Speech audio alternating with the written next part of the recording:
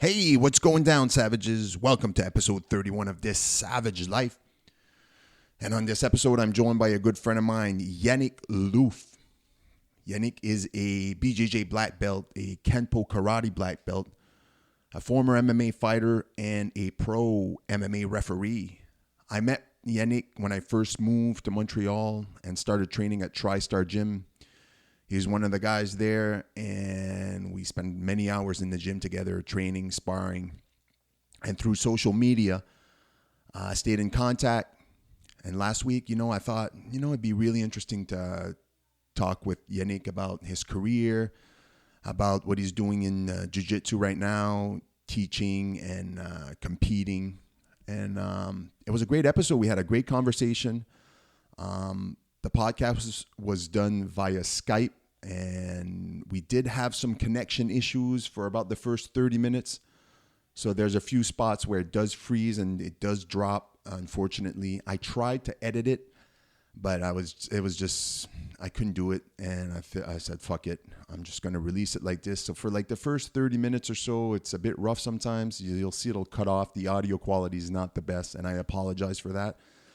But considering we're in a global pandemic right now, we're all stuck at home, and Skype is really the only way I get to have guests on my podcast. It is what it is. So I hope you still enjoy the episode. It's about an hour and a half long. But for the last hour, we didn't have any issues. It's really only for the beginning, like the first 30 to 40 minutes, I believe. There's a few times where it does drop. So again, I apologize, but considering the circumstances, I did my best. So I really hope you enjoy this episode of This Savage Life with Yannick Loof. Invest in your talents.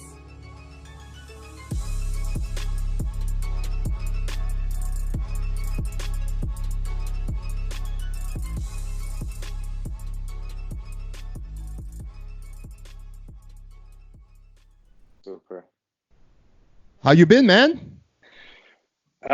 Busy with all that COVID-19 thing. Yeah? Because I'm still working from home. So, Okay. I need, and my wife too. Really? So, Okay. yeah. And and as you know, kids kids are confined. You have inside, one so- you have one kid? Yes, he's 9 years Yeah. old. Nah, so Pretty okay, young. so he's Yeah. like a year younger than my son. So Then Kaden, right? yeah. And I have two at home, and it's like you got to keep them occupied, you got to keep them stimulated. Hello? Hello? Yeah, exactly. Yeah, sorry. We don't want him to spend. I don't. Because it was cutting a bit. I don't Yeah, know. there we go. I saw your image freezing. Okay, so Yeah. so exactly. So we don't want them to stay in front of the TV all day, So, but we are cheating a bit. We are sending him outside to play with his friends, and also he's going and biking, Yeah. plays hockey a bit. So we're not too stressed about getting hit by the virus. You live out of the city of Montreal, right? Yeah, I live on the South Shore in the Chambly, And, beautiful Chambly Beach. Chambly Beach, yeah. Chambly Beach, yeah. And how has it been dealing with like going to get groceries and stuff like that? Is it like normal, or are people like lining up outside? No, it's almost normal except for Costco, I guess. But Yeah. we've been to Costco maybe once. My wife been at Costco just before it was closed so it wasn't that busy. But the grocery stores, it's pretty normal. I've been to Yeah. Canadian Tire last week to get a hockey stick and stuff. So no, it's not. It's almost normal. That's good, because Almost normal, yeah. here where I am, like a lot of people, like I live in Ville Saint Laurent, so it's like already like Okay. it's not like downtown, or it's not like busy, No. It's already like a neighborhood. It's quiet. Yeah, exactly. It's even more quiet now, and like we go to Walmart to get groceries, or we'll go to the corner here. There's a grocery store. Okay. There's a lot of people, more than normal. Like at Walmart now, you have to wait outside They make you wait outside. They only let certain amount of people in. They clean everything. They give you disinfectant. Like there's a lot more cases on the island of Montreal, so they're being extra careful, you know? Yeah, for sure, for sure. The grocery stores, I didn't see any liners, but I know that they are they're allowing a certain amount of people inside, at the time. Yeah. And they're cleaning everything, So the shopping cart, and they made us clean our hands. So For it's pretty somebody, normal. for people like us that used to going out, and especially for our training, like I spend 5-6 days a week in the gym, at least an hour and a half, and you in the jiu-jitsu gym, you go every night or every other No, night? No? not every night. I go jiu-jitsu. Jiu-jitsu was like 4 or 5 times a week. Yeah. 4 or 5 times a week plus 2 days in the gym, in the regular gym. Yeah. So this is hard. This is the hardest part. I lost all motivation to train right now. Really? It's like, I train from home. My wife is still doing CrossFit, online with his friends. Yesterday, I did it with her. It was pretty hard, and it was like, and halfway there, I was like, what the hell am I doing? This is useless.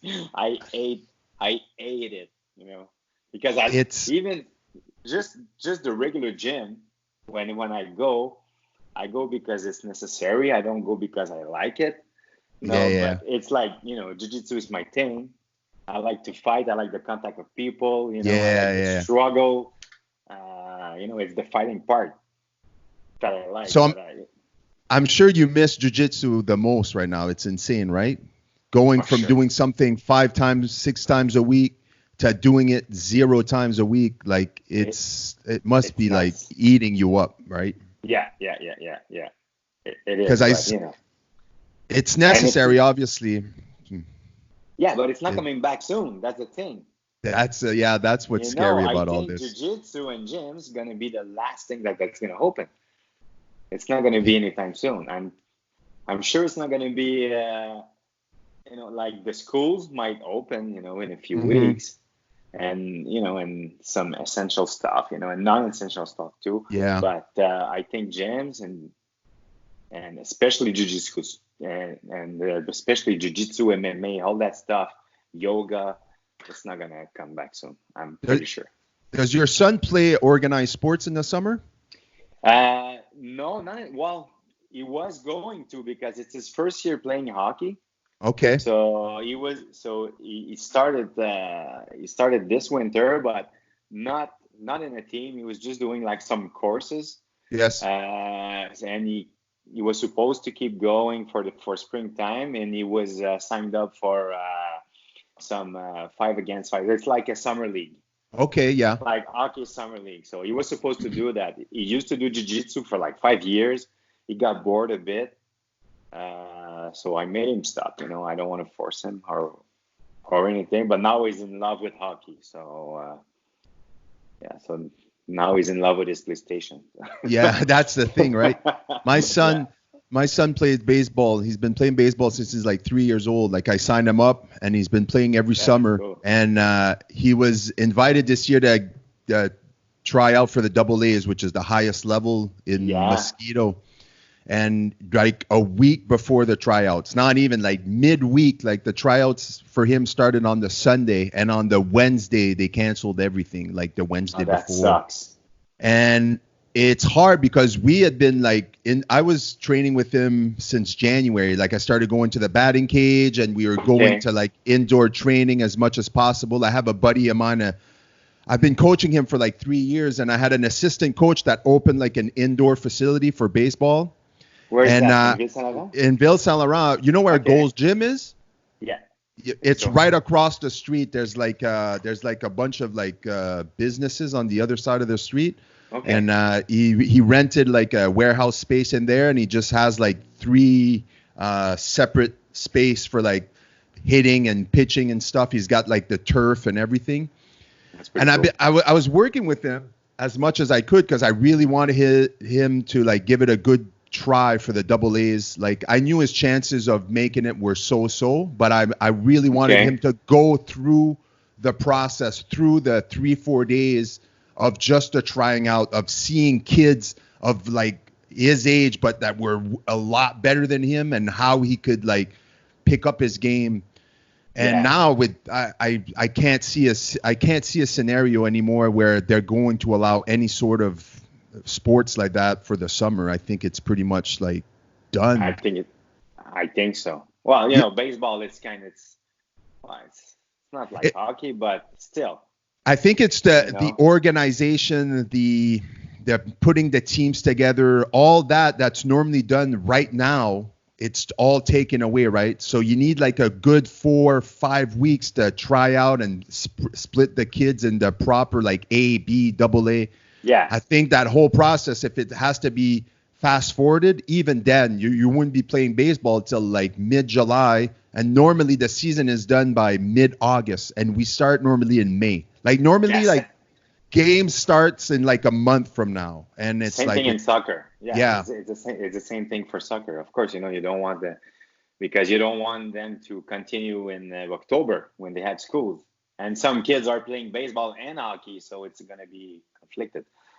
My son played baseball last year till October because after his season was done, I signed him up for what's called fall ball. So there's a league that the kids can sign up, and it's from September to October to like mid-October. It finishes the weekend of what's that holiday? Thanksgiving, Canadians Thanksgiving. And he played baseball last year from April to October, and even for him, at the end of October, he was like, okay, I'm done. Like it was too much.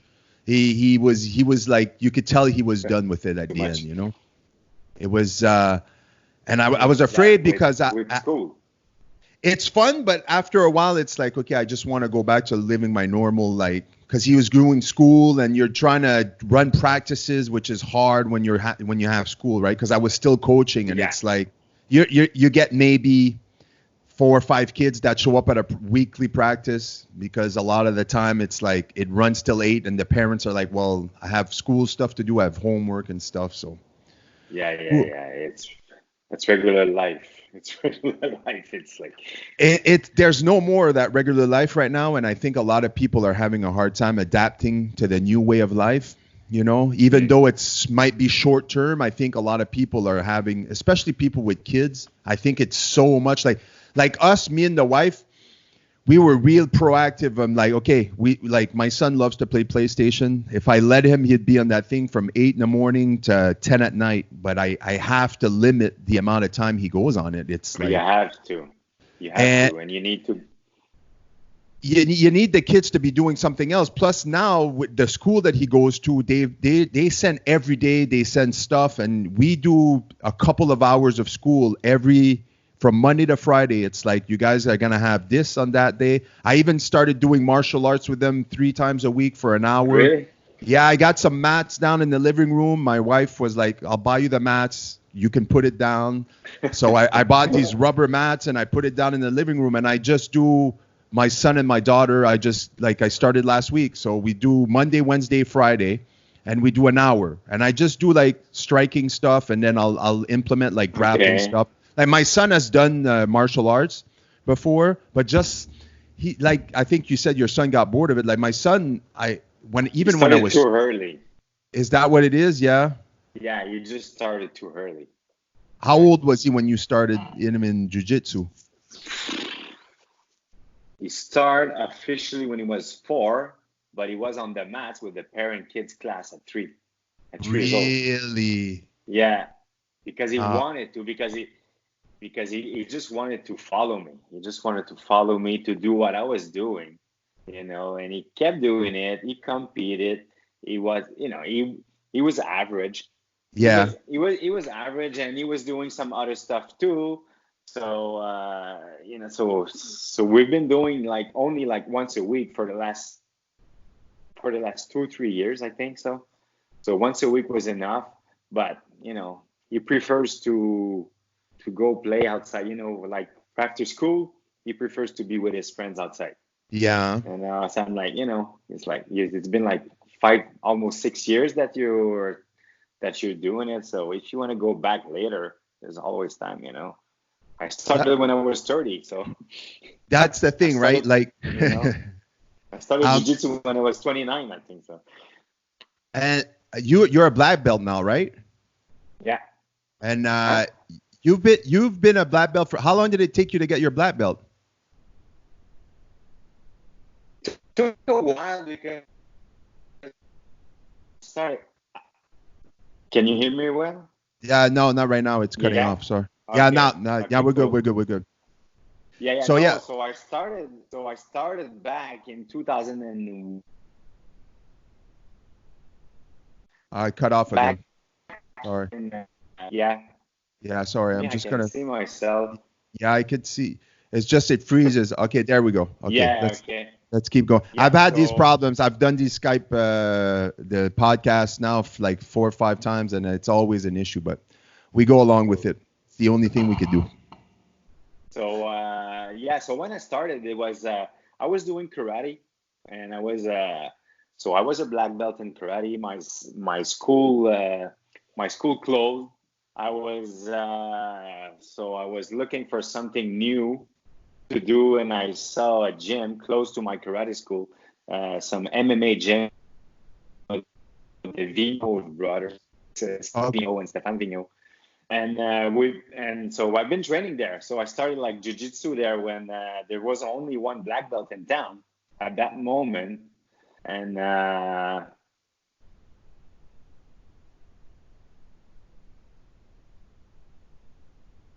back in California. He's a well, he's it's a GSP. He's a GSP's manager. So he was teaching us jiu-jitsu back then. Who was this? Sorry, I missed it. Rodolphe Beaulieu. Rodolphe Okay. Beaulieu is GSP's manager. So he was training with us. He was in my corner for my first few MMA fights. So then the gym burned like maybe a year and a half later, the gym burned and we moved to a TriStar. So I've never been consistent with the jiu-jitsu because of the striking aspect and everything, and the sparring and the MMA. Yeah. So and with the work also, I had a career. So I did MMA for a few years. I did like 5 pro fights. I stopped, I believe, in 2004, 2005, and then I just started like when we were sparring together. Yeah. I was just doing MMA just for fun, just to stay just to stay active. And then Yeah. Gracie Barra opened it back in 2000, and I switched there 2 years ago. I think it's gonna be 2 years. I think in September. Okay. Yeah. Wow. So it's a long journey. It's a long journey. I met Yeah. you in 2007. I walked into TriStar for training, and then I started training there. I'd moved here from Toronto. I think I met you, and I remember we used to spar and train together, and you were just finished. You were like, oh, I used to fight. 2005, I think you told Yeah, me. yeah, And, exactly. but Yeah. you were in the gym like me almost a lot. Like you were there all the time with MMA classes and all the guys. Like I Yeah. remember training with you, with Vigno, and I with remember every Wednesday, every yes, Wednesday sparring. That was my favorite time of the week. That there was was fun on the Vigno, blue mat. you, Ben Leliev. Ben Leliev, Yeah, yes. yeah. Oh Thierry man, and Camille. yes, and then Yeah. back then, like guys like John McDessie, Mike Ritchie, they hadn't made their pro debut yet. I remember when I No. was sparring with these guys, they were still just starting their amateur careers. Like I remember Ritchie had a few amateur fights. I remember McDessie was just starting off. And I remember Kenville already was fighting for a while. He was in TKO. He had a lot of Yeah. fights. Same thing with Vigno. Vigno was a former champ. Vigno too. Yeah. Yeah. And Ivan. We're training with Ivan. Menjivar. Menjivar. Yes. Yeah. Man, I remember the first day I walked into that gym. I remember Eamon Faras's brother was working the counter, and I walked in there with my wife, my then girlfriend, and I was like, I just moved here from Toronto. I was training MMA in Toronto. I said, I hear this is the best place to go. I said, I signed up, and then I saw how many killers. I was like, oh my God. Like, it was like the class is so many people. And that's when it started to get it. I remember it was slowly starting to get popular. And every week you'd see more and more people just sign up, and the classes were huge. And I was at TriStar for like 3 years. And then my son was born, and then I kind of took a break off MMA, and then we moved to Laval, and I just got away from it. And then, but oh man, I still remember those Wednesday night sparring. It is so crazy, the amount of talent that was just in that cage section against the wall there, like that little square. And having guys like Faraz and all these veterans like you and all these guys that were there just sparring and teaching, it was, there was a lot of people in there, and a lot of good memories anyway, that's for sure. Like it's, I miss it sometimes, but that sport evolved, but it evolved like so much. Like, you're talking, it was, it was in 2007, and now it's crazy. If you go at TriStar now, well, maybe not today, but now it's a triple. It's crazy. Those grappling classes is like there's no space. They take the whole gym. And I've seen videos and pictures of TriStar now. Like they have mats everywhere. It's like they have so much grappling space. Yeah. And they have killers now. Like I couldn't even last 3 seconds with those like I haven't really trained MMA in a long time, but like I try to, especially striking. Like I'll hit the bag once in a while. There's a bag at Gold Gym. Like, and I'll do a lot. I do a lot of shadow boxing at home or at the gym. I just try to keep my striking on point, but the grappling aspect, I went to Sherbetov because I trained there for a few years, and I went there last year, like I'd say like 6 months ago. One Thursday, I'm like, you know what? I just feel like doing a class. And I went there and I did sparring that night. Like at the end of class, they had sparring, and I was like, whoo, like it's not the same thing. It's going like too fast. When I stopped sparring and when I signed up at the Gracie Bar, I did maybe a year or two, and I had to stop because I switched careers, and the job I had at the time didn't allow me to train as much as I wanted to. So I was training like twice a week. It didn't make sense. So I found Pro Star MMA right here in St. 15 minutes away from here. So I did MMA for back, it was in 2012, I think.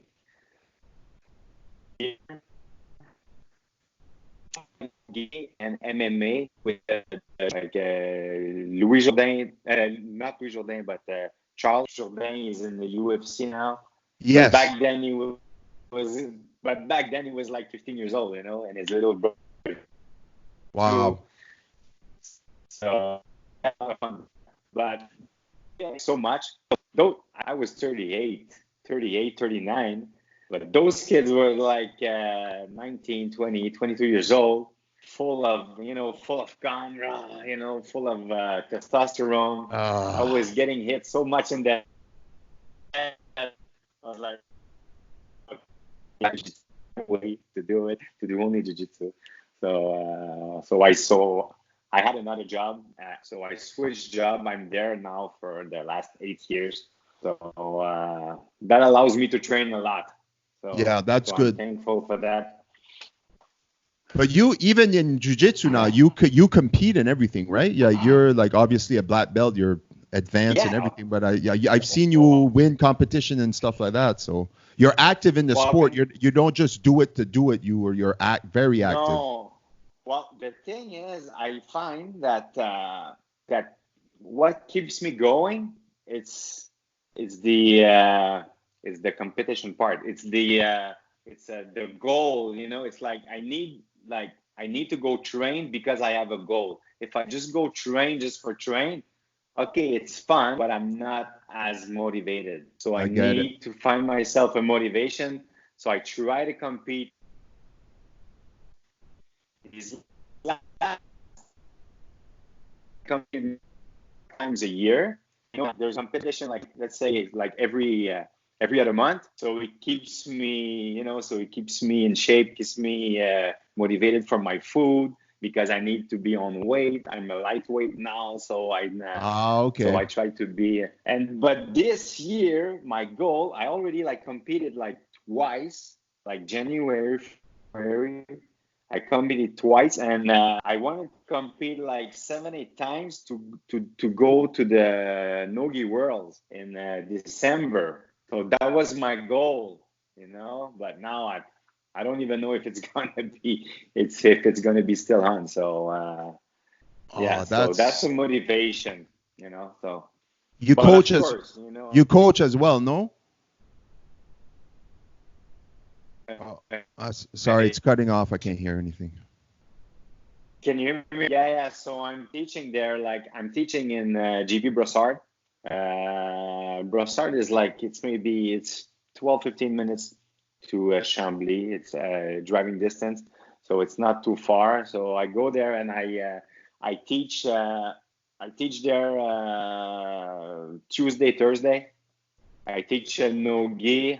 I do the class before the gi class, so I get a good training, and I go like Saturdays, and the other days I go in GB Montreal for lunch classes. Okay. So I'm really lucky because I work from home. So I have a home office here. I go on the road from time to time, to meet clients and stuff. But I'm really lucky. So so for lunchtime, I'm pretty much always available to train. Okay. So that's what.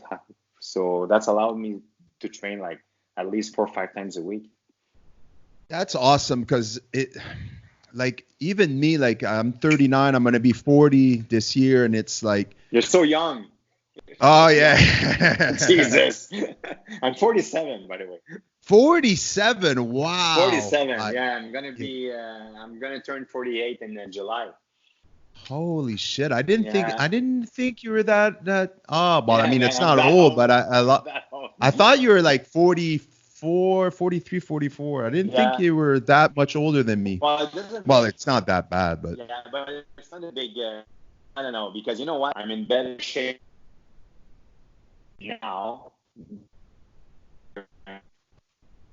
Was just junk food. I didn't train properly. I was eating bad. yeah. So, like in the 4 years ago, right now, I walk at, let's say 160, 166, 167.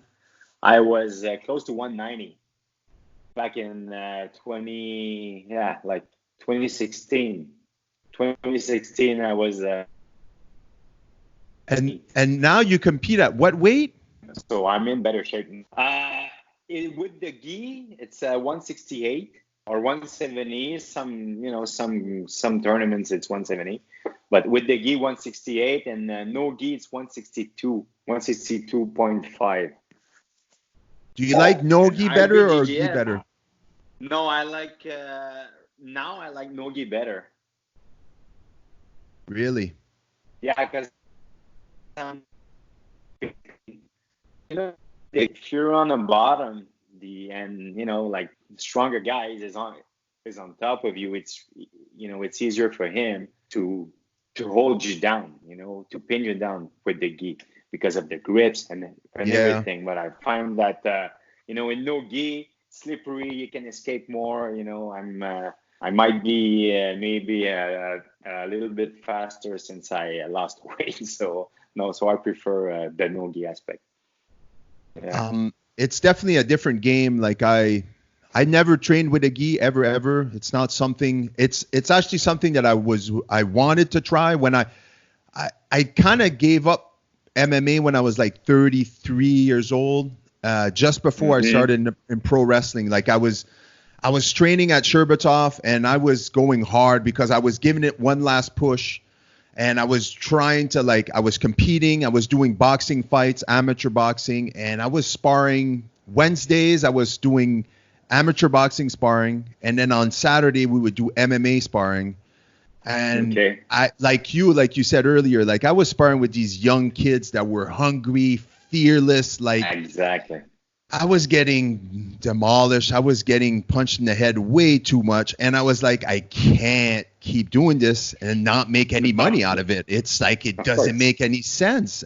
And my body was broken. My head was hurting all the time. And I'm like, so when I stopped, I said, oh, you know what? I'm going to take a break a little bit, get my body, to get better. And then I really want to get into gi, try to get my belts, try to get my black belt in the future.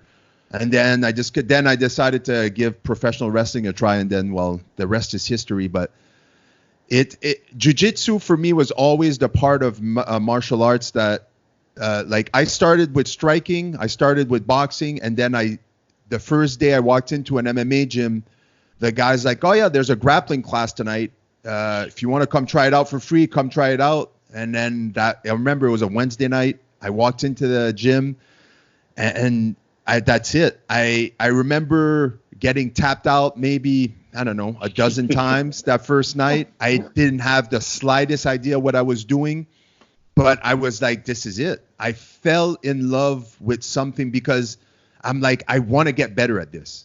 I don't want to get choked out all the time. It wasn't that it was embarrassing, but it really showed me that I was like, oh my God, if anything happens anywhere and I get in trouble and I meet someone that has the slightest idea how to grapple, I'm finished. I'm done. I'm going to get choked out, and I felt like it's something that I needed to get better at. And it's so, obviously you're a black belt, but it's like, even as a black belt, you can learn something every time you get in the gym. There's so much to learn. Exactly. Every day, every time that I train, there's a new detail that I'm like, oh, you know what? This is good. This, I can add this to the technique, or just small modification, and it's something new. There's something new every day. It's like, because yeah, go ahead. Yeah, no. I was saying, I'm sure you would love to train with the gi. It's different, but it's fun too. And it's it allows you to stop the game just to think. You're thinking more. You're thinking more with the gi than in no gi. It's more like action reaction. It's faster with no gi, right? Like way faster, right? Exactly. It's way faster. There's less grip. It's different. It's just different.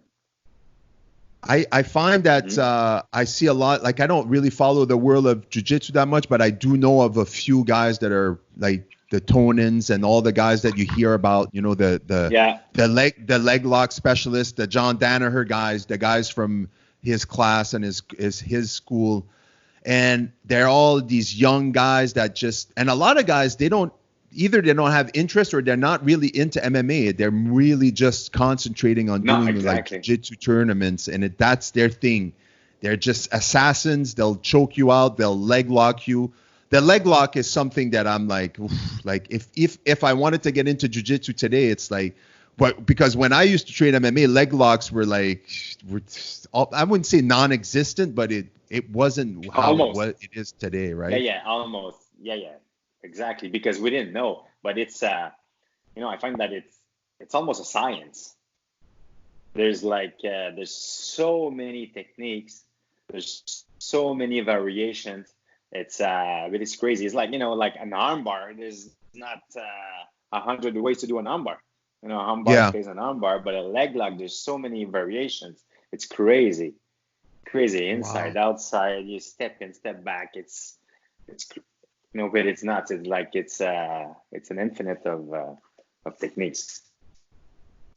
The other thing I like about jiu-jitsu is the fact that it's not only a physical sport, but it's a very cerebral. You really have to put a lot of thought in to your technique, and it's like a chess game. It's like playing chess and being physical at the same time. Like you're always countering something or trying to lead and trying to move forward, and it's like there's so much thought to be placed behind your moves and what you have to do. Like it's the same thing with striking, but striking, I find like a lot of the time you're being reactive to just what it's more unpredictable. I find like jiu-jitsu, it's like, man, there's an aspect of it that's really, really mental, because it's like you have to think about and it's all about what you learn as well, right? Like you have to remember techniques and how to properly apply them. And then the drilling, like constantly like drilling the same technique over and over and over until it becomes like second nature. Like for me, my favorite choke is the end arm choke. Like if I get on top, it's the first thing that I'm going to search for, right? And like it's arm like triangle. like an arm triangle. The arm triangle. Yeah. Okay. Yeah. And for some reason, even towards the end when I was training MMA, like if I would always work, and it was because it was one of those submissions that I had the easiest to apply, that I was most successful at. And it's a basic one, but I just kept drilling it. I don't know what it was about that submission. I just loved it, and I just kept drilling it and trying to make it better and try to put it on faster and and it was just something like. And even today, like I was playing around with my son the other day, and I saw a triangle, and I kicked my legs up and I put him in a triangle, and I was like, I can't. It's hard sometimes to realize that it's like muscle memory. Like I was like, man, I couldn't believe, like I haven't put a triangle on someone in years, and all of a sudden you couldn't hear me now? Yeah, you're cutting out. Now you're no. Yeah, okay, so you're back. Oh, sorry about I that. can hear you. Okay. I was trying to get my son. I think my son was playing PlayStation, but I don't think he is anymore. I'm trying to like reduce the lag on it. Okay. But yeah, sometimes I'll do a little bit of sparring or a little bit of playing around, and I'm like, oh yeah, I remember this and I remember that, and it comes back so fast. So I'm like, maybe one day, I'll get in the gym when I'm done with pro wrestling, because I'm the type of guy that has to do something. Like if either it's working out or I have to stay active. And I love combat sports so much, and I love the aspect of it. That getting punched in the head is what worried me the most and why I stopped. Yeah. It still fucks with me today. I'm actually right before this whole pandemic started. I got concussed in a wrestling match, and I've been dealing with the I've been dealing with the symptoms for a couple of months now. Well, a couple of weeks now, and it's shitty. Sorry. And when it's all over, when that virus thing is going to be over, are you going back to wrestling? Probably, Yeah, I think if I'm healed up, if I get cleared, because it happened in February, and I was told, like you got to take a long time. Number one, it's not my first concussion. Number two, there was chances that I was wrestling concussed already, and that's why it got worse. Yeah. Probably. So like it was like. Yes, and like you said, it probably wasn't your first, because been going MMA, boxing. Right? It's like I've had 4. This was my 4th documented concussion, but I probably doubled, tripled that amount of non-documented concussion. Wow. Especially when I started training MMA, it's like I have a headache. Yeah. It's the funny thing. I got knocked out this time around in a wrestling match. Like I got a boot to the head, and the lights went out. I got knocked out. Wow. And it was the first time in my life that I've ever been knocked out. I had never been knocked out the whole time I ever did MMA. I never really went to sleep like that. And this time around, they were like, yeah, you're probably like one small hit away from just the light, your brain going like, yo, let's shut down because you can't take any more of this. And I got one boot, like it was hard, but it wasn't like anything I've eaten before. Like I'm getting like sometimes you'll get punches or forearms in wrestling where it's stiff, but it hits It's you and you're like, yeah. And then it was just like a boop and it hit me in the right spot. And then I was out for a good, 10, 12 seconds maybe. Wow. That's great. And I woke up, the match kept going. They didn't realize, and I didn't realize. I woke up and I finished the match. I went up after everybody was asking me questions, and I said I got knocked out. I said I can remember getting knocked out, and then we watched the video after, and they were like, yeah, you clearly got knocked out, and it was like 2 days. The day after, instantly the symptoms. It was like the worst I had ever had. The week following that, it was the worst symptoms, whatever you want to call them, concussion symptoms I had ever had. My anxiety ramped up, my headaches, the dizziness, the nausea. It was all together. There. And I was like, oh, at first I told my wife, I'm like, I'm done. I can't keep taking chances like this. I can't. It's scary for me. For some reason, head trauma fucks with me every day. Well, of course. I think about it because I saw family members with Alzheimer's. I saw my grandfather towards the end of his life, like he was on medication to try to like negate the symptoms of Alzheimer's, but like towards the end of his life, after my grandma died, he stopped taking his medication. He started drinking again, and I remember the last time I saw him. Within 5 minutes, he asked me 4 or 5 times who I was. Wow. And I was like, I lived with you my whole life. Every year I come down to see you with my family. You know who I am. And then all of a sudden it was like, you could tell he was a completely different person.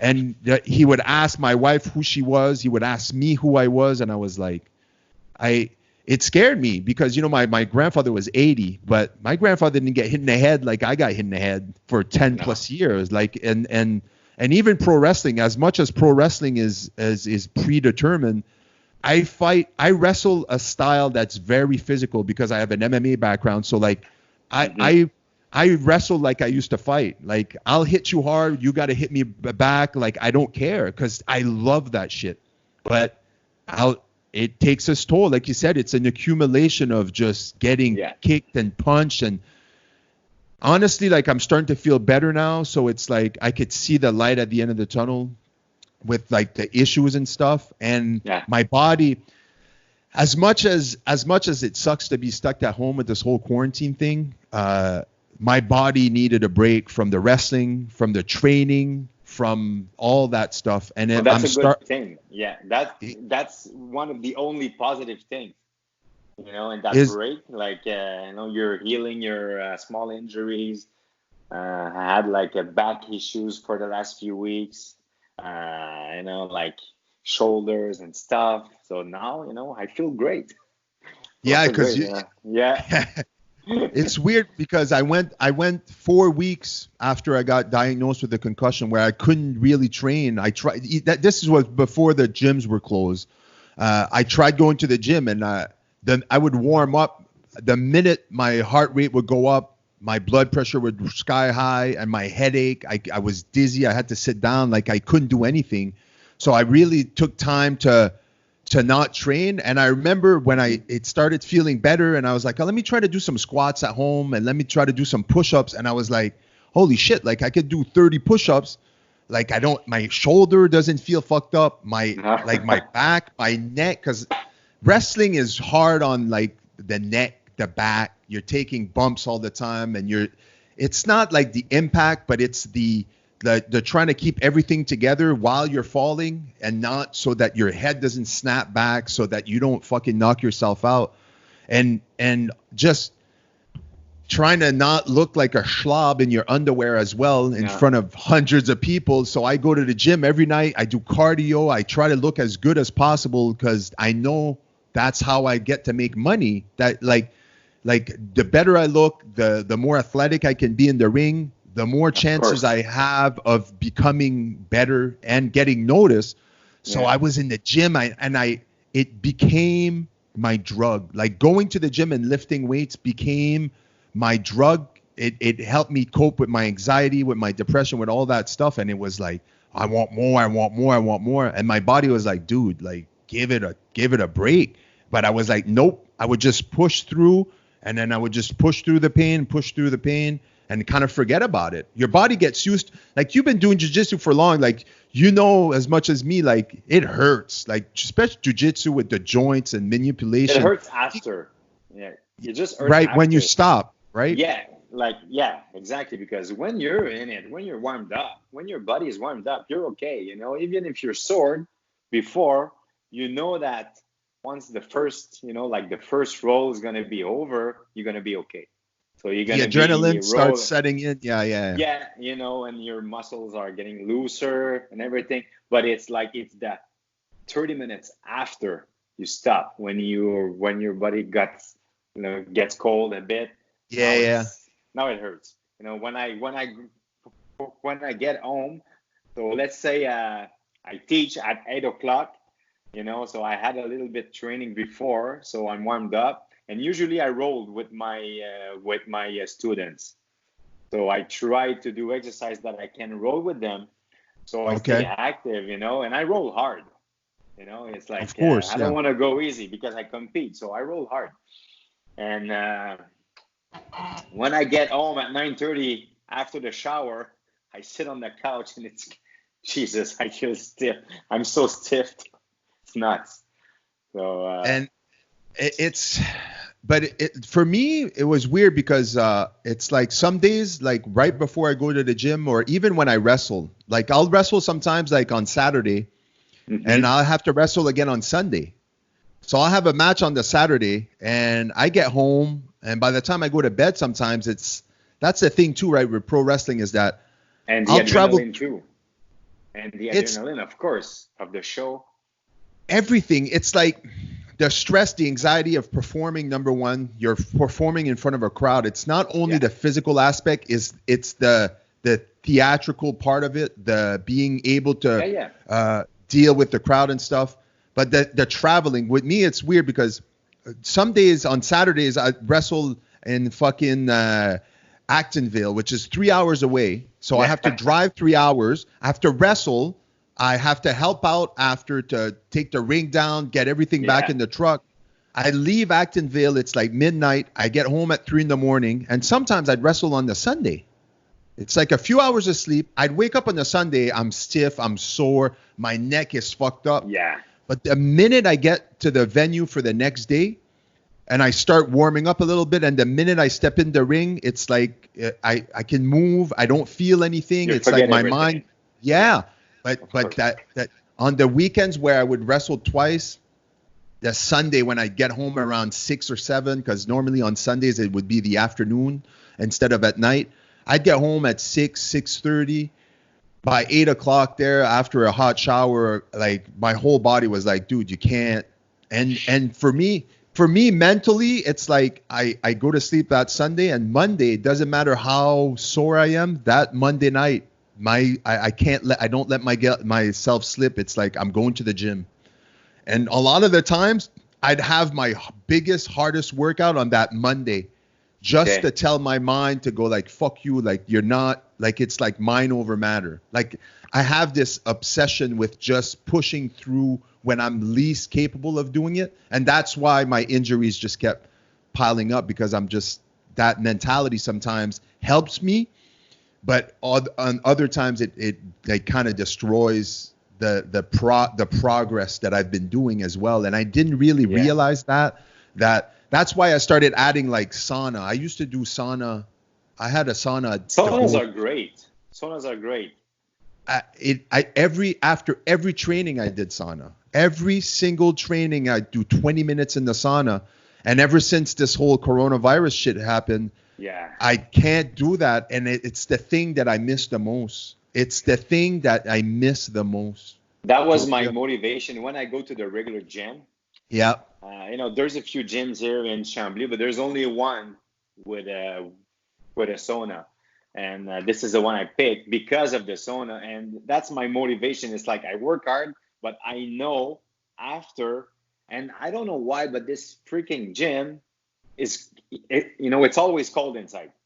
I don't Okay. know why, but it's always cold inside. So I'm working hard for like 45 minutes, and after that, I know that it's like, okay, after it's gonna be good. I'm gonna be in the sauna, relaxing. That's my happy time of the day. Oh my God. But saunas are great. Saunas are great for recuperation. It's it's really good. It makes a huge difference. But how many wrestling trainings are you doing per week? So Well, let's say you have to go, and so let's say, I don't know, you have a match on Saturday with that yeah. guy.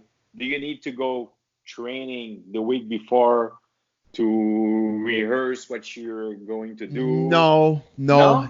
no. Here's what happened with me. Like I joined a pro wrestling gym called the Torture Chamber Pro Wrestling Yeah, Dojo, yeah. and Okay. I got trained by Drew Onyx. And the way it works with him is that you pay it like a regular gym, and Okay. you basically give everything to him. You're like, I trust you. You teach me, and you tell me when you think I'm ready. Like Okay. so. I did his school. I started in 2015, and I had my first match after 8 months of training. But Okay. after that, I kept going to the classes. So I kept going 2 to 3 times a week to his school. And I did this for the first 2 years of my career, where I would train 2 to 3 times a week, and I would wrestle on Saturdays. So I would train on the Tuesdays and Thursday, and then I would wrestle on the Saturday. But Okay. most of the time when you're wrestling on the Saturday, you're wrestling someone from fucking who knows where you're traveling at. It's not someone that trains with you at the gym, right? Oh, okay. Okay. Sometimes it is. Sometimes you'll wrestle guys from your school because you're the good guy, he's a bad guy, and you guys Yeah, wrestle yeah. at the same promotion. But And you then help then each other. Yeah. yes. So plus the school that I'm associated with, Torture Chamber, they have their own promotion now. So obviously, if I go to train at the school and we have a show on the weekend, I get to Okay. work with the guys that I'm probably going to work with that Saturday. Oh, okay. I see. I see. But When I but was, when I was 25, I always been a wrestling fan. Of course, yeah, obviously. And one of my friends was training. I can't remember the name of the league, but it was like Quebec something. It was in Villeray, in some church basement. okay, And I went to train there for a few weeks. It was like maybe twice a week. So I was there, but those training were so hard. It was crazy. They made us like bump and bump and bump and bump. Like fuck, it was hard. It was really hard. And I was doing karate back then. Karate was kind of easy yeah, compared to this. And they made me do a match once really, after. Yeah, but it was like 3 against 3. I had like oh, one okay, presence. It was like a free for all. I remember it was on a Sunday afternoon, church basement. People, like the crowd, maybe 100 people in there. But that was crazy. It's but I quit that because it was too hard, and I was doing karate like competitively, so it was hard to combine both. But good for you, man, because those training are fucking hard. I remember the first time when I decided that I was gonna give. I didn't really decide. I just when I kind of retired from MMA, I kind of went like, what am I gonna do? I can't just do nothing and go back. Like No. I've never been one of those people to just have an 8 to 5 job and work in a fucking cubicle and just have a regular life. I'm always searching for some other means to make money or whatever, make a life, right? And I had been a big wrestling fan my whole life, but when I got started MMA in 2005, it consumed my life. It's all I watched on TV. It's all I practiced. It's all I did. So pro wrestling took a back seat. I didn't watch wrestling on TV anymore. I didn't pay attention to anything. And it's Same only for when me. it's only when I was 33, 34 when I kind of exited MMA. I kind of got back into wrestling. And then one day I said, let me see if there's a wrestling school here in Montreal. And I found this wrestling school, and they just happened that the school was having like tryouts for like new students. Okay. And I said, oh, let me go try it out. I've always wanted to be in a wrestling ring as a small kid. It was a dream of mine. I wanted to be a pro wrestler when I was a kid. I'm like, at least let me go and get in the ring, run the ropes, and I'll be happy. So I walk in with my big, I remember I used to carry my MMA stuff in a hockey bag, like a big hockey bag. I had kick pads and boxing gloves and wraps. You know how it is, right? It smells, you barely wash it. I had like tape, mouthpiece, headgear, all that shit. So I walk into the gym, and this big 350-pound man, a former football player, he's a former athlete. So he sees me coming in, and he goes, I shake his hand. We had spoken only by email. And he goes, what's your background? I said, well, I did MMA and stuff. And he could tell he's like, you look like an athlete. But then he was like, I've had guys like you come in my gym before, and they don't last a day. I'm like, all right. I said, maybe I won't. So he goes, get dressed. I get dressed in MMA, like basically like those fucking like Hayabusa, like skin shorts the MMA shorts. Leggings. Oh, yeah. Yeah, leggings. Yeah, boom. And he sees how I'm moving, right? I'm warming up. He's like, okay, that guy's an athlete. So he made me do, on that first day, I did 150 bumps. Right off the bat, bang, bang, bang, bang, bang. Like you start from like sitting down position, so you're only just bumping your back, right? But I got up to like standing up, bumping, and I left that day and I was so sore. My neck was my God, I couldn't move and it's for like boring 2 days. too. Oh my God, I was like, the basics is like, of course you have to know the basics. yes, No choice. But it's so boring. And I remember he kept emailing me. He's like, when can you start? I'm like, oh, I'm not sure I want to do this. And he's like, no, dude. He's like, you have potential. I could help you be something great. No. I'm like, really? He's like, yeah. That's cool. So I told my wife, I was like, I'll give me a year. If this doesn't go nowheres within a year, I'm done with it. She's like, do whatever you want. She's like, you've been fighting for 10 years. She's like, I've never stopped you. So I'm like, all right. Yeah. And then I started training twice a week. And then 8 months later, I had my first match. And it was my career just went off from there. And it became every weekend I'd get promotions from Shawinigan and from Quebec and from all those places. They'd be like, hey, you want to wrestle one of our guys this weekend? And my name started circulating. And then so for the first couple of years, I'd still go to the gym and train. I'd still go to the wrestling school and train. Plus, I would do weights because I wanted my body to look better. Because when I started wrestling, like I was like 215, 210 pounds. Really? And I wasn't that I wasn't fat, but I wasn't like in shape like I am now.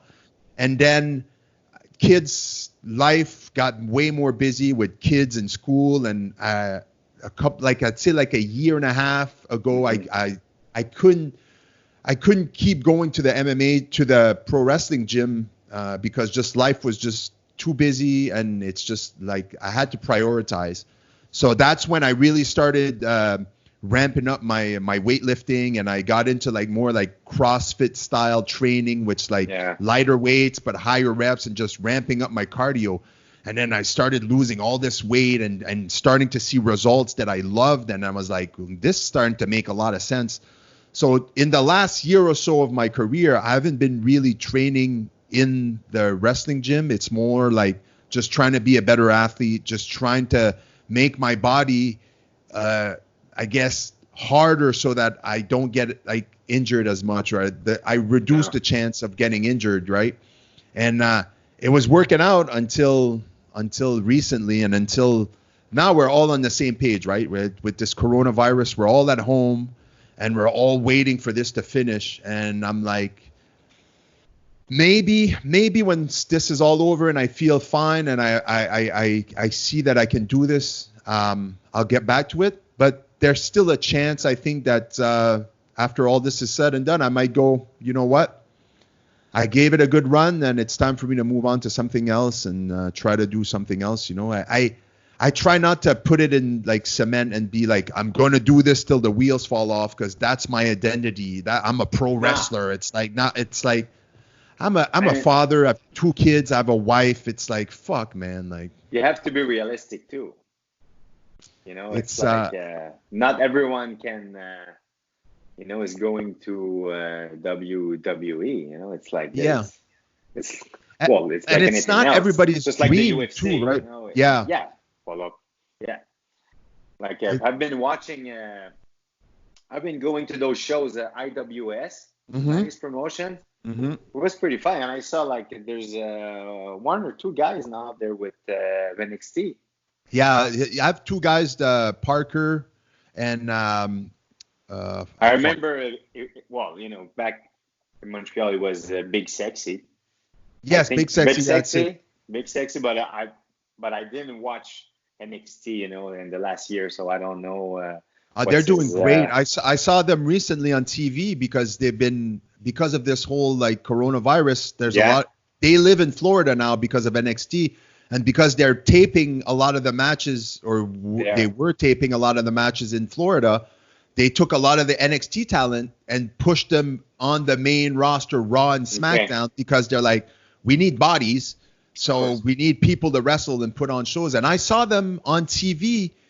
Fuck, what was it? 2 weeks ago or a week ago? And they're doing great. That's man. what I heard. Yeah. Yeah, they're doing great.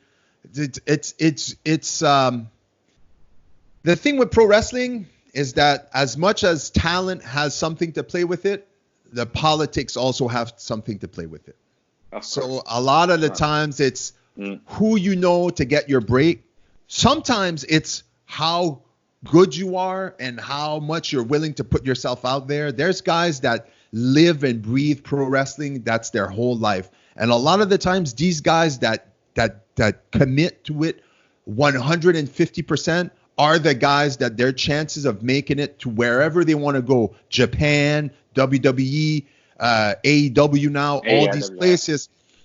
These guys that are pro wrestling is like MMA. You cannot have 1 foot out, 1 foot in. You can't just be dabbling in pro wrestling for fun and expect to be in WWE in 2 years. You have to grind. You have to travel 18 hours in a weekend from, you know, like I'm friends with these wrestlers from the Maritimes, and dude, every weekend they come to Quebec, they come to Montreal, they go to Ontario. They're back in the Maritimes by Sunday night or Monday morning. It's like 18 hours to come, 18 hours from there to Ontario, and then they go back. They're on the road. For almost no money. For gas money sometimes, and $40 in your pocket. Like $40. Wow, that's crazy. Look, I've traveled to 3.5 hours and to get gas money and maybe enough money left over to buy a trio at McDonald's on my way back. On your way back.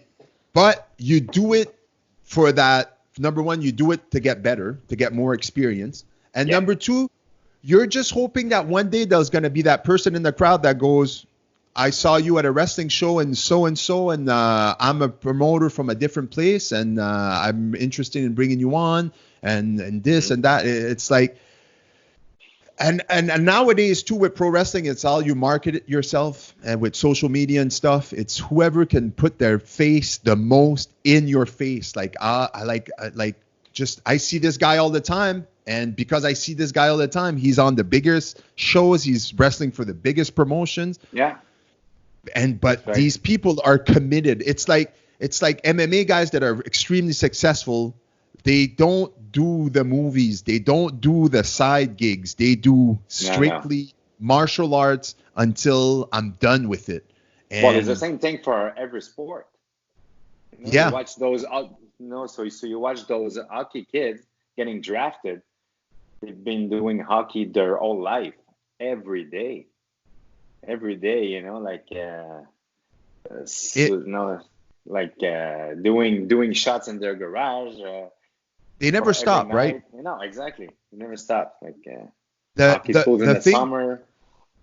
and you know what's crazy? I know it's like this for baseball because my son is baseball and stuff. They start scouts from the major leagues. They start scouting out kids that are 8, 9, and 10 years old. That's crazy. Like if they hear about this kid that's a natural talent at baseball, that's great, they'll have scouts because every major league, a lot of the major league teams have scouts in major cities. So, for example, like there's scouts that live in Montreal but that work for major league teams, Yeah. Okay. and they'll scout all summer. They'll go to games. They'll go to double. Like I have a friend of mine. His son played with my son, but his oldest son he's like AAA quality, like future. In my opinion, has a really good chance to make the major leagues. Like he's a really good player. And I went last year to watch him play. He played AAA, and how old was he? 13 or 14? I forget. Number one, they're 6 feet tall. Number two, it's the best baseball I had seen it live in forever. They play the game like you see on TV. It blows my mind. And these kids are getting recruited at a very, very young age. And when they start getting recruited, the parents are like, holy shit. Then they just double down. They put their kids in all the private, they spend money on private classes, getting the best coaches to get them, to give them the best possible chance. And a lot of the times, at the end of the day, the kid gets to 18, 19, they're like, I don't want to do this anymore. Exactly, because it's been doing it his whole life. The most important part is loving the game. Yeah. It's it's the passion of the game. If you're not passionate about it, even if you're the best, it's not gonna get you anywhere.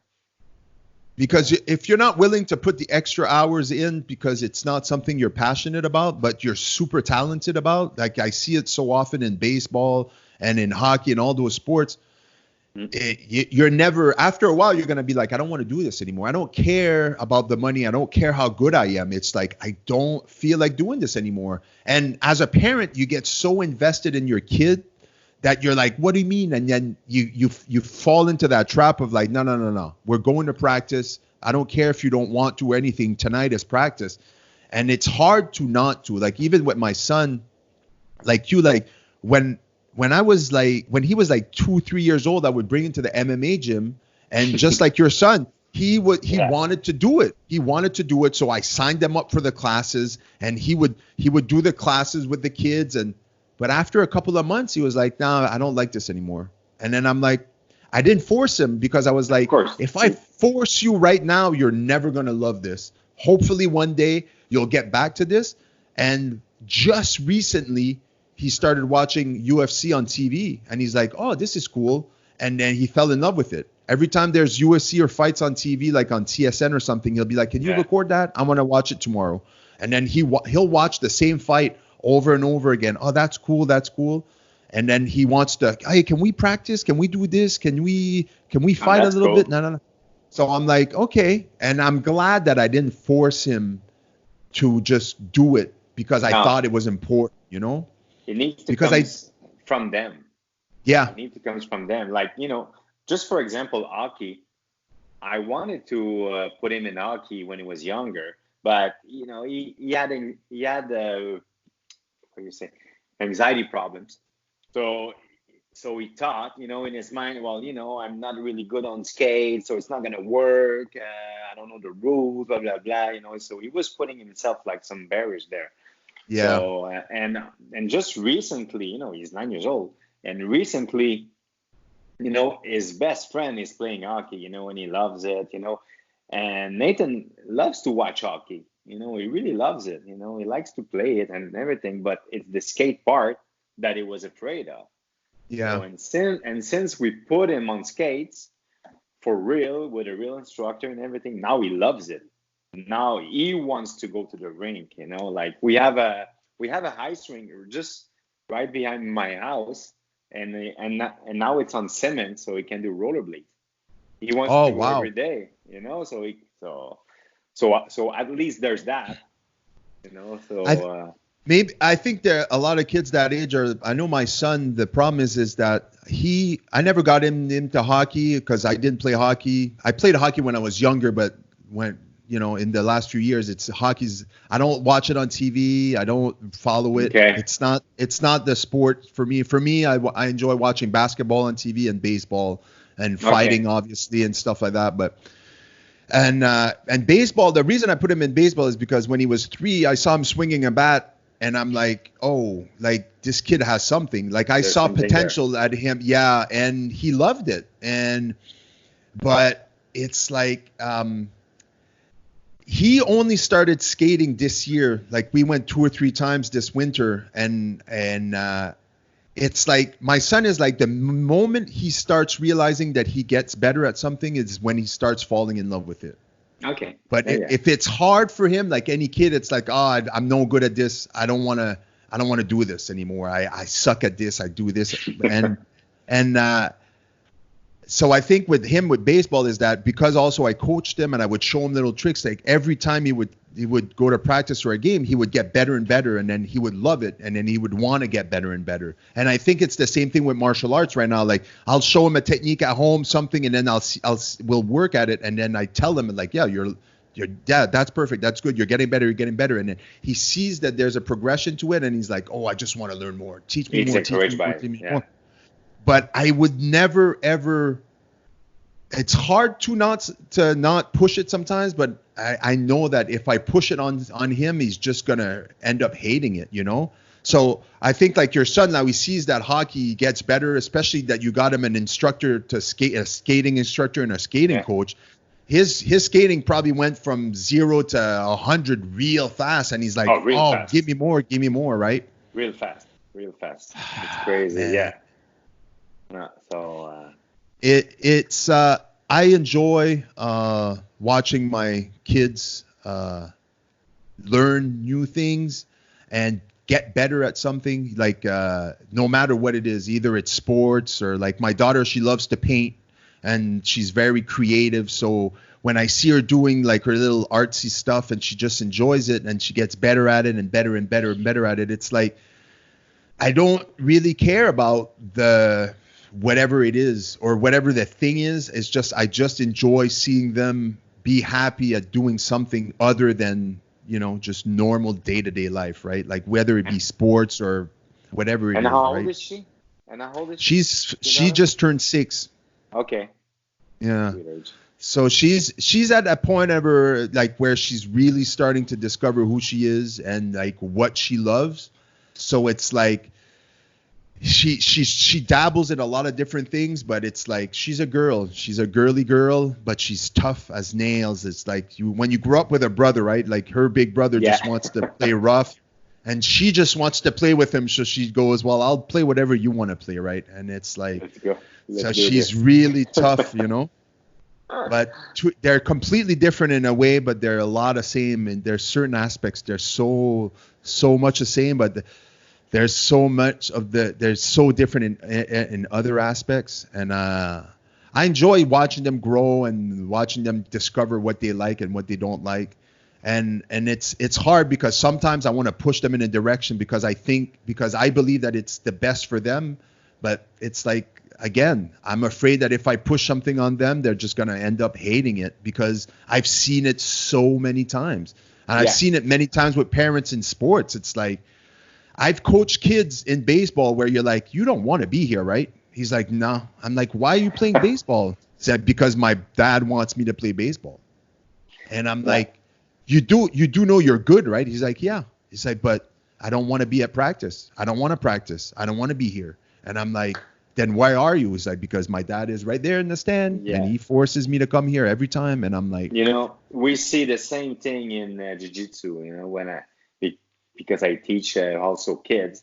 yeah, And we see the same thing. There's like maybe at least, well, close to half of the class that they just don't care. really. They're there because the parent is on the bench, and it's the parent that wants the kid to do martial arts to defend himself or whatever, Yeah. But you see, like, there's some kids, especially at that age, they're like, they don't, it's like they don't know what they're doing. They don't listen. Some Yeah. kids, they're really attentive. They get it like from the start. But most of the kids, they're like, yeah, you're explaining a technique and they're look at the Yeah. ceiling, la, la, la. And after that, when it's time to drill, I don't know what to do. Yeah. You've been What do I here have for to 4 years. do? It's crazy, It's but kids are kids, But like you said, you don't have to force and push too much because, yeah, it's weird because me, when I was young, I played sports. I played baseball. When I was 6 years old, I started playing baseball, and I played hockey. I played basketball, and I played all these sports willingly. I asked my mom to sign me up for baseball. I played basketball in high school because there was a basketball team in high school, and I tried out and I made the team. Mm-hmm. And I played hockey because all my friends played hockey. And I was like, Mom, can I sign up for hockey? And she's like, okay. But my mom would come and see me and she'd support me, but she was never that parent where she was like, you gotta do this. Like, she wouldn't No. pay. We didn't have Like money most. to do all these extra classes and coaching things and all that stuff. And it was just like, go have fun. And so I never really like pushed myself to be better. It was just like I showed up and I was like, all right, I'm just here to have fun. And it wasn't until I was in my 20s and I really started, like, when I discovered martial arts, and I said, like, this is a discipline that you really have to be all in. Like, you can't just be loosey-goosey with this. And it really taught me a lot about, like, having to work for something in life, like martial arts. Like, it really changed everything about how I see life in general. And but sports have always been a part of my life, but I was lucky that I was never forced upon it. It's just something that I was drawn to.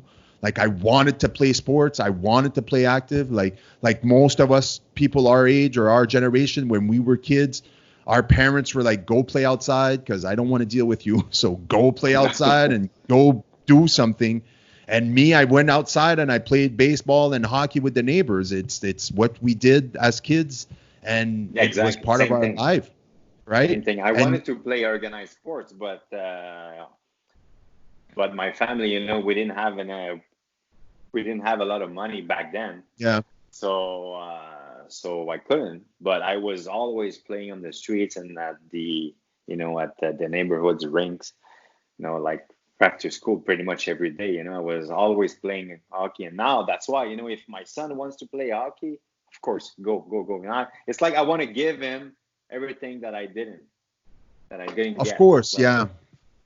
It's a part of it too. Like, it's like I'm trying to be as supportive for my son, like, in sports, because I just, number one, I see something that he likes it, and I think it's important to be active and to play sport. I do believe it's important to have it in our lives. Like, as much as I don't want to push it and be like that parent that's like, no, you're going to practice, you're doing this, you're doing that.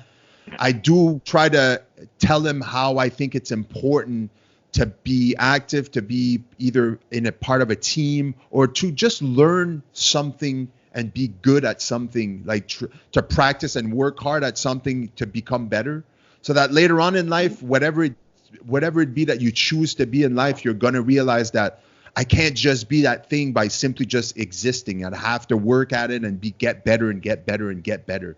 And also, I think it teaches the kids like losing and being able to accept defeat in life. Like with sports, I think it's important for me. Anyway, I think it's important for kids because it is. I see a lot of these kids that don't like. I see a lot of these adults that you could tell they don't know. They've never lost in their lives, and they don't know how to deal with defeat or stress or all these adversities, because you ask them, you're like, have you ever played sport in your life? And they're like, no, I've never played sports. And I'm like, of course you have. I could tell you haven't played sports because the little bit of adversity you see in life, and you panic and you don't know what to do. And I think sports and martial arts especially teaches you, like, dude, like, you're gonna get tapped out. Yeah. And especially fighting sport or any individual sport. Like, you cannot rely on anyone else. it's you and only you. As much as And you got coaches, yeah, at the end of the day, yeah, like individual sports like combat sports or tennis and stuff like that, it's like it's you. When you're competing, mhm, when you're fighting, when you're playing and it's an individual sport, your coach is there or they're around, but it's you have to deliver whatever you have to do. You have to try to yeah, remember everything, and your coach can't do it for you. They can't replace you. It's just you, and you exactly. have to kind of learn how to navigate through that life, right? So Mm. I don't know. I just, like I said, I don't like pushing anything on my kids. They do whatever they want, and I try to introduce new things in their lives. And I'm like, if you like it, you like it. If you don't, whatever, just move on. And hopefully one day they'll find something that they really love and they can really be passionate about. And Oh, for sure. hopefully by then we won't be in quarantine anymore and we'll be able to go outside. Well, yes, hopefully, in a few weeks, eh? In a few weeks. They So, say the projected date now is like second is May, right? well, at first, schools were supposed to open back May 4th, but Yeah. yesterday they said it might be before. They don't know. I think they're realizing that kids are not at risk, and Hmm. but I don't know. It's like I have mixed emotion towards all Yeah. this. Yeah, Well, for me, the most important thing is I want everybody in my family and friends to be safe. It's the first thing, and I'll yeah, sacrifice. I'll sacrifice staying at home and not be able to go out if that means that I'm doing my part to keep as many people from basically dying. And I think that's one part of it. But there's also a little part of me that goes like, "Fuck, I just like." Let's just go back to normal and deal with it. Like there's a part of me that's selfish a bit because I'm like, I miss socializing. I miss mm, being able to go to the gym. I miss being able to go outside and not having to worry who, like I was telling my wife yesterday, it's like I go to Walmart and even though there's not a lot of people because they're limiting the amount of people, yeah, the minute I go inside, my brain is like, who's around me? Are you 6 feet exactly. away from me? Are you It's ridiculous. coughing? Who are you? You're not wearing a mask. Like, I can't let my brain relax for any amount of time. So every time I step outside, I'm such on edge because I'm like always looking around and I'm like, we can't live like this. It's not Yeah. healthy for anybody. If you And I want it think or the not, government, yeah, you're kind of brainwashed. You're kind of by all well, of this. the thing that scares me about all this is how easy the government can control us by simply just going on the TV and telling us to stay home. And It's crazy. most people are like, okay, we like, oh, if we go outside, people die. Oh yeah, we'll stay inside. And Mm, the government, as much as if you're positive and you see the bright side of this, you go, the government has our best interests, and they do, right? Uh, but at the end of the day, you could also be one of that person that like thinks like, yeah, the government is using this to control us more and more and more. And that's what I don't like to see is those people that kind of see the negative in all this and they want to choose to believe that it's a conspiracy and this and that. I mean, that to me is scary because I think it divides a lot of people from one extremity to the other extremity. yeah, It's yeah, yeah. like people will It's really choose to, divided.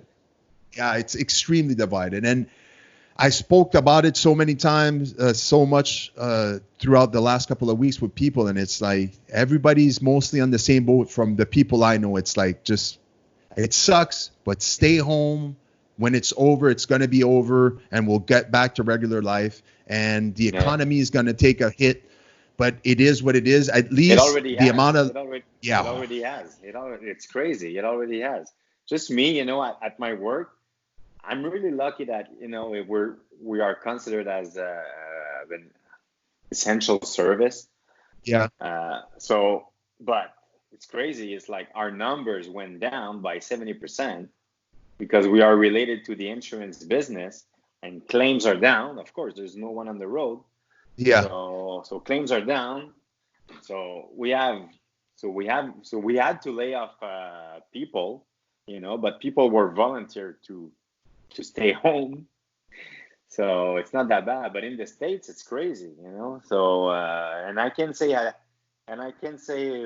adios to my yearly bonus So even though Yeah. it's next year, for sure, I know in advance I'm not gonna get it. I'm not gonna get anything.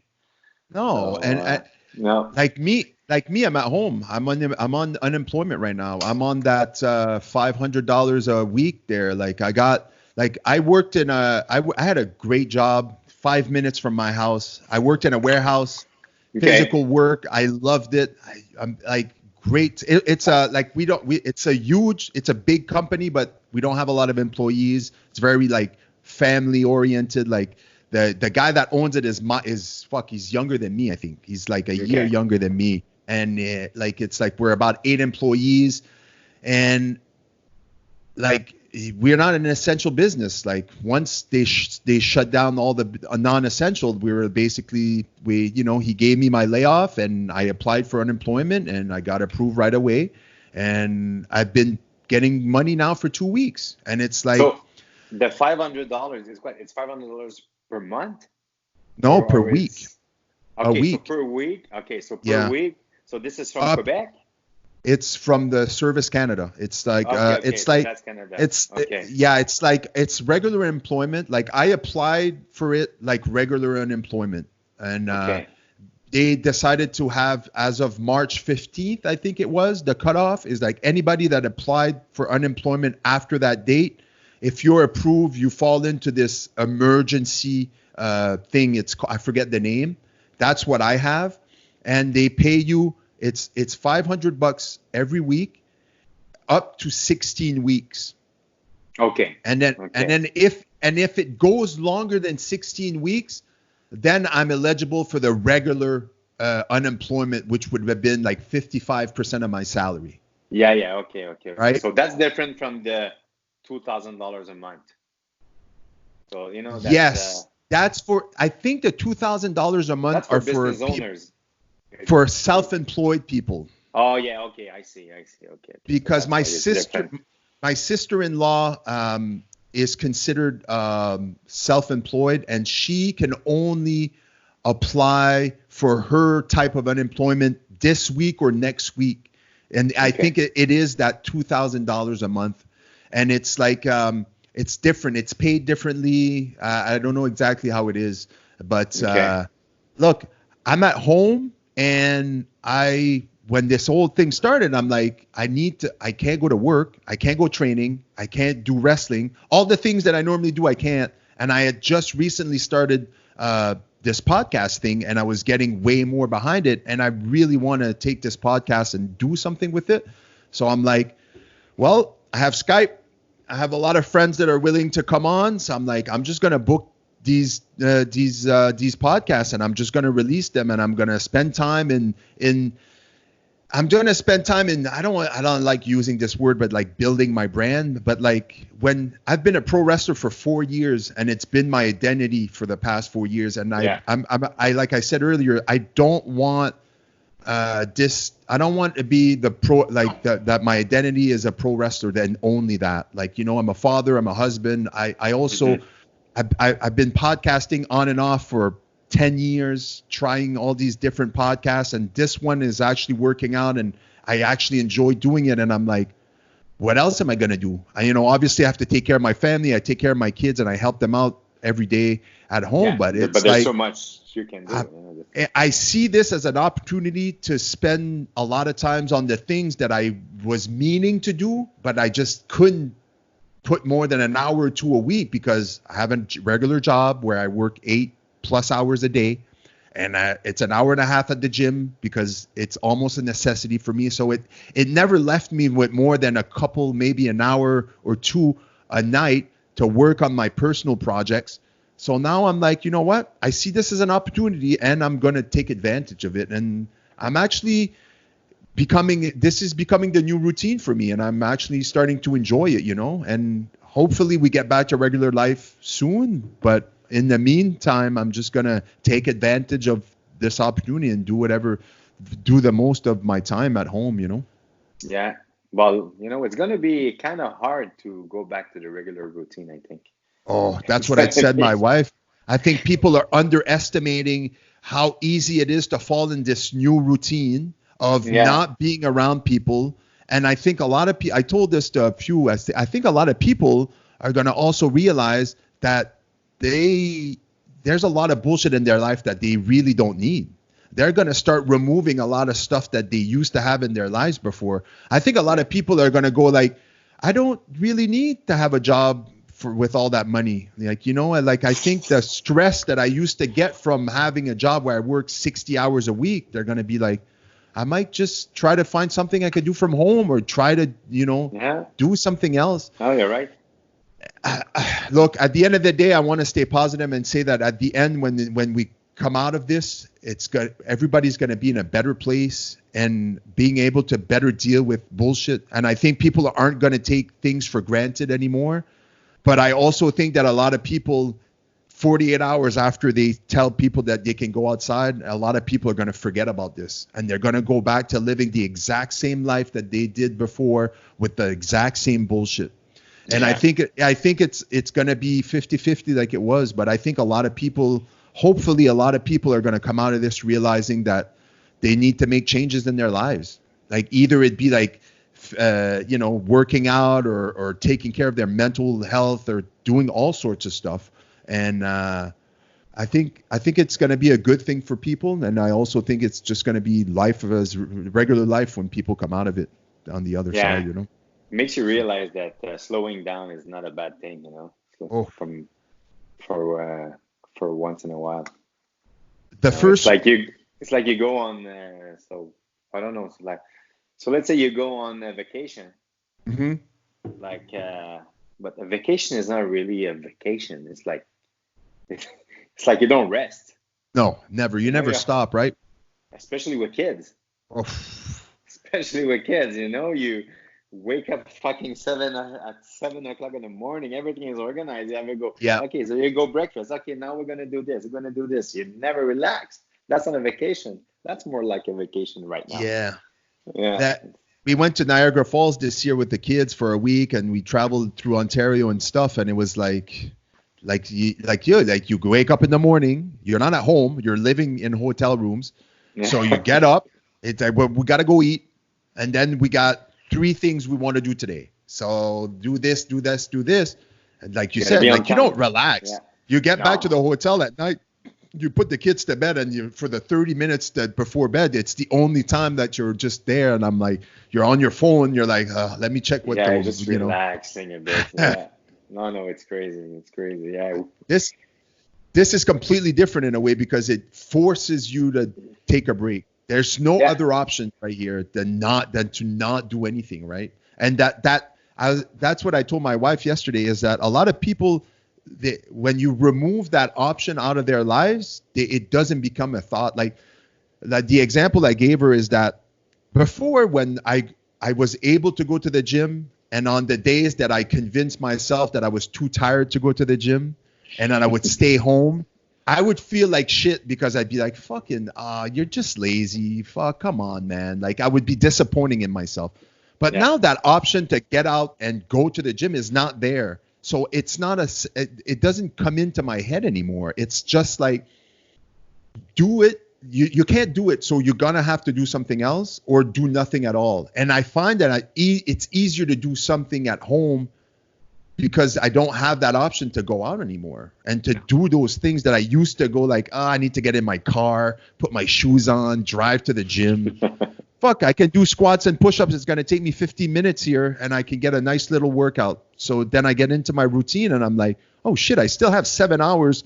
What am I going to do with these 7 hours? Oh, okay. Now let me do this and this. Like it's, I think if we, as a positive person or the ones that are positive and seeing that it's easy to see the good in this and trying to forget or not spend a lot of energy on the negative stuff. And I think that those people are having a easier time getting through this, this time. It's the people that only choose to see the negative bullshit in this that have a hard time like dealing with this and that just want to get back to regular life.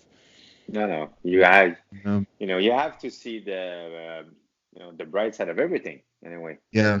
There's always, in any situation, there's always a downside, but, there's a bright side. There's always a bright side. Yeah. So you have Hopefully, to see that. hopefully it'll all be done soon, and we'll Yeah. learn a valuable lesson from this, and you can go back to tapping guys out, and I can go back to body slamming. Wait. And I can't can't wait. I can go back to body slamming fools on in the wrestling ring, All right. Listen, I got another one of these in like 20 minutes, so I gotta kind of cut this out. All right, man.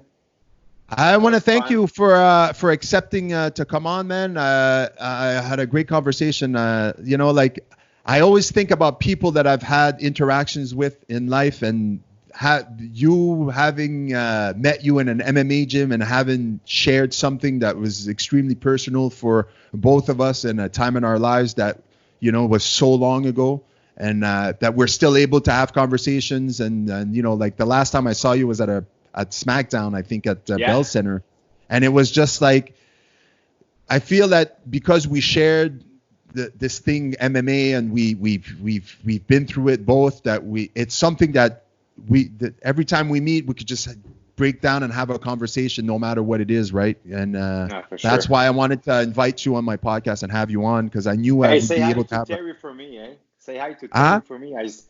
Because I saw that you had Terry Time on your podcast. Yes, I will. We used to train together. I think he's still training in the West Island. So he is, yeah. So He's a good friend of mine. I've had him on a few times on the podcast. I met him through his brother, and then obviously he does jiu-jitsu and he's into sports and stuff, and he has his own podcast. So we kind of collaborate all the time. He comes on my podcast, I'll go on his podcast, and we try to do a thing. He's a really cool dude. I enjoy that guy. I love that guy. So I'll say hi for him. I'll say hi to him on your behalf. Thanks a lot, man, and hopefully everything. Yeah, hopefully your family is safe, and hopefully we can do this again soon. Same to you, man. All right, ciao, man.